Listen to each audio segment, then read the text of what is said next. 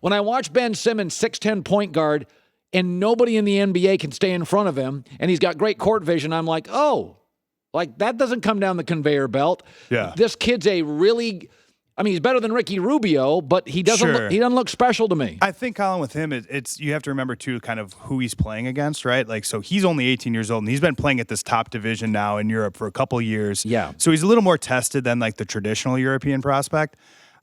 There was a clip that kind of made the rounds during the conference finals when I was out, I think I was in Houston, and it was he had a step-back three that kind of had everybody like, oh, wow, like, he stepped back to an NBA distance. He looked kind of like Harden, and it's like, I just wish it was faster. That's my takeaway. He doesn't pop athletically. Yeah, and it's hard, like there was another clip of him, I think, trying to dunk in warm-ups, and I don't want to say he looked strained, but it looked kind of like me trying to like grab the net, like hit the backboard a little bit. Yeah. Where I just wish it was a little bit more. Now, he's played a ton of basketball in a row, and I think that's one thing. I think he's played like 18 straight months or something. So maybe, that's kind of the wear and tear of that. That's a unique mileage situation. The NBA schedule may be even easier for him. But Dan, it's one of these things. I said this the other day. I was talking to a friend, and you don't have to know soccer. Sure. You know how American soccer fan is. It's my sport. It's not yours. Don't have an opinion. They're on easy it. to find. They're the guys in the scarves. Yes. Yeah. I watched Ronaldo enjoy it. Literally, it lasted 10 seconds. He got the ball in the left wing, and his acceleration at his size. He looks different. Yeah. And the ball stuck to his foot. It's like, okay, who put the super glue on his cleats? And it was 8 seconds, and then he passed the ball. But in the 8 seconds, you're like, oh, holy hell. You don't have to special, messy, ball on foot. My thing is when I watch these guys, I like the draft. I watched the combine this weekend. I just don't see a lot of special. The kid at Arizona, he's got a shot. There's a little Greek freak there. There's a little, whoa, oh, okay. Yeah, he's got a shot. But I don't see a special dude. I think Marvin Bagley's interesting too. Okay, now I would draft him number one. He's the Duke kid. Yeah. He is the one guy I would say, all right, that's my number one pick. Because to your point, he's like an offensive genius already, and he should have been a senior in high school last year. And he did got that better. in the ACC. Every time I saw him, Dan, he was better. Yeah. The next time, so I'm like, okay, he's got a work ethic. The guys that I've talked about the draft feel pretty strongly about the top. They do these things in tiers, right? And they've got kind of 3 or 4 guys that they feel pretty good about in that top tier. And they like the second tier. You mentioned Trae Young. That's a guy who's in the second tier for some people. Others, he's not. Michael Porter's a guy that, I think... I don't know enough about him. It's scary. I had a conversation with some of my friends in Chicago because he's a guy that the Bulls have been linked to. And it's sort of like, if he's there at 7, do you want to take him? Because there's a reason he's there. And that's probably because the medicals are a little dicey, right? If he slips the way that people think he might, you might in your mind think this is a guy who was the top prospect in high school. This was a guy who was going to change Missouri basketball before he got hurt. He's the number one pick for years. This has been on this track. Why is he there at 7? And it's because 19-year-olds that have back problems, like that's scary. That's really scary. Dan Woike was at the conference finals, covers for the LA Times, the NBA, and the NFL. When you were at the conference finals, every NBA writer that matters in the world is there. Every NBA voice that matters. The Kawhi Leonard situation, it feels like Pop misjudged his personality, got a little tough with him, and Kawhi and his uncle are like, we ain't playing that game. I mean, and that's how Pop deals with everybody, as people who've had the good fortune, I guess, or the bad fortune to ask him questions before and after games.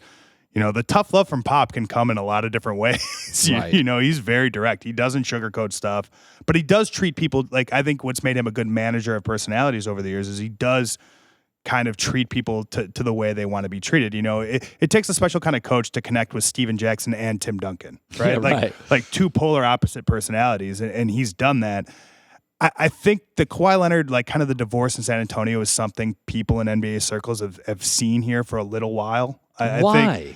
I just think that, it's not the type of town that necessarily people want to come up and be stars in. Like they were in a unicorn situation, right, where they had the perfect mix of the perfect players at the perfect time. And Tim Duncan, Manu Ginobili, Tony Parker, guys that all took less to stay. Yeah.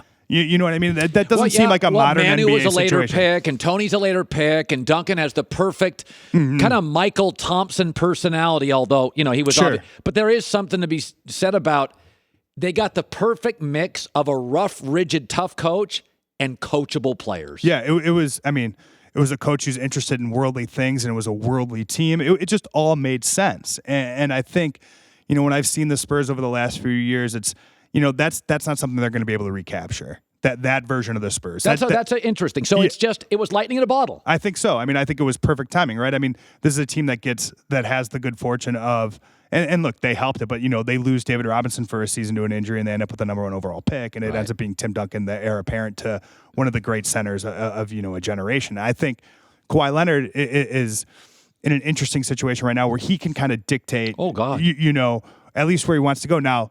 Look, that doesn't mean they have to trade him there, and I don't think the Lakers can offer the best package. They can't. And I don't think the Clippers can either. But Dan Woike joining us covers the NBA. But Dan, I got to give him credit. Yeah. Aaron Rodgers is the best player in the NFL. He's trapped. Kawhi Leonard says, I just want to go to the Lakers. He has total leverage. Well, it's because of the player movement, right? I heard you talking about this earlier. Yeah, it's great. It's the ability that in a year... The NBA allows its players to do this. Sure, and teams are penalized, when they don't kind of deal with these requests because they know in a year they could lose them for nothing. And losing a guy like that for nothing, you look at kind of what the Clippers were able to do with Chris Paul and where they got lucky in the sense that had to be a sign and trade for that to work out in Houston. Yes. And they were able to get some assets back, and they were able to get some useful players. They were...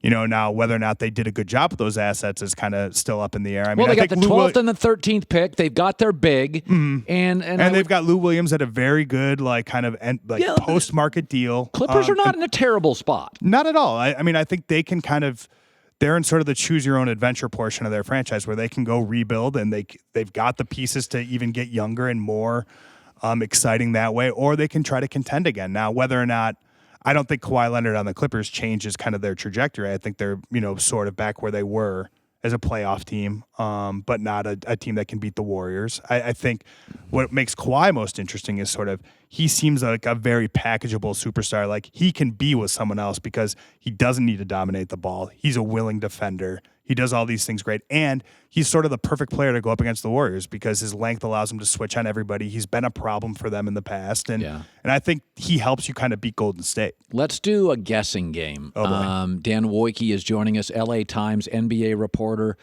So you get to cover the whole league. This is why I really like this. And it kind of gives you a freedom. Mm-hmm. So I just say to you, Paul George, where's he end up and why? I think he's a Laker. I think it kind of, I got the sense around the All-Star game, kind of that being sort of in that spotlight. LA had no Los Angeles All-Stars this year. First time this has happened, I think, certainly pre-Kobe. I don't have the stat in front of me, but, no hometown players. And Paul George, Russell Westbrook, those guys became the de facto hometown guys. Yeah. And this is a guy who's played in Indianapolis. He played at Fresno State. He played, in Oklahoma City. He has a house in Calabasas. I know. To be in Los Angeles and to kind of have all the attention and to have sort of the spotlight on him on such a big stage, it felt like that maybe mattered a little bit. Now, I think when I look at kind of that team, Oklahoma City is still an interesting destination for him, and being paired with Russell Westbrook, I do think they're a good match. I think that the rest of that roster needs some work. But my gut, like if I'm going to make me guess, I would guess the Lakers. LeBron James. Oh, God. I don't have a guess here, which is a cop-out. But what I think is super interesting, we were talking about this before I came on, is sort of every time LeBron has made a decision, right, we've gotten to know his mindset. So when he signs in Miami, it's clear he's going there to win, right? Like that is about rings. That is about championships. That's about rings. When he goes to Cleveland, that's about redemption, and that's about kind of finishing what he had started before and making kind of wrongs right. What does he want to do right now? And the execs that I've talked to, what's so intriguing is nobody knows. I mean, this could be a quality of life play. This could be, you had Ice Cube on earlier and he was talking about it. He was talking about things like legacy. This could be a legacy play. Go win somewhere where, to beat the Warriors in the Western Conference. I mean, no one's done that. Like, there's something to be said for that. You do it as a Laker. This is a town that made Nick Young a giant star. Like, you know what I mean? Like, Nick Young on a terrible Laker team was riding the Zamboni at Kings games, was throwing out first pitches. It being famous as a Laker is like its own thing. It was interesting hearing Ice Cube talk about it. Like, when he was doing his Magic Johnson pitch, in my mind, I was like, that sounds like what Jerry West's pitch should be is you want to talk about legacy and doing something no one's ever done before. Like, come save the Clippers. Yeah. You know, that one banner there, Ice Cube said kind of the Laker wins count as 2. I kind of think they get a little lost.